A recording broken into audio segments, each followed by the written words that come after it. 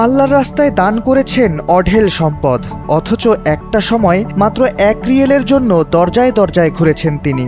বলছি সৌদি আরবের ধনকুবের সুলাইমান আল রাজির কথা। আজ যার নামে চলে বিশ্বের সবচেয়ে বড় Islamic bank, money exchange company ও রিয়েল এস্টেট ব্যবসা, সেই মানুষটির কাছে কোনোদিন কল্পনাতেও আসেনি তিনি এত সম্পদের মালিক হবেন। সৌদির রাজ পরিবারের পরই সবাই মুখে নেবে তার পরিবারের নাম। বিশাল সম্পদের মালিক হয়েও কখনো কৃপণতাকে ধারে কাছে ঘেঁষতে দেননি সুলাইমান আল রাজি।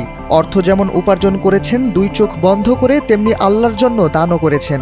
আজ বিশ্বের প্রতিটি মুসলিমের মনে যে দানের ঘটনাটি দাগ কাটে সেটি হলো নিজের মোট সম্পদের 2 ভাগের 1 ভাগ পুরোটাই দান করে দিয়েছিলেন সুলাইমান আল রাজি।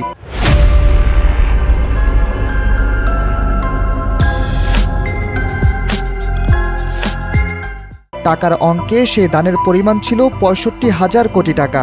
এই দানের ভেতর ছিল 2 লাখ খেজুর গাছ বিশিষ্ট একটি বাগান। এত বিশাল অঙ্কের টাকা দান করেও তিনি ফোর্বস ম্যাগাজিনে অন্যতম শীর্ষ ধনীদের তালিকায় স্থান করে নিয়েছিলেন। এ পর্যন্ত আসতে সুলাইমান আল রাজিকে পাড়ি দিতে হয়েছিল কঠিন পথ।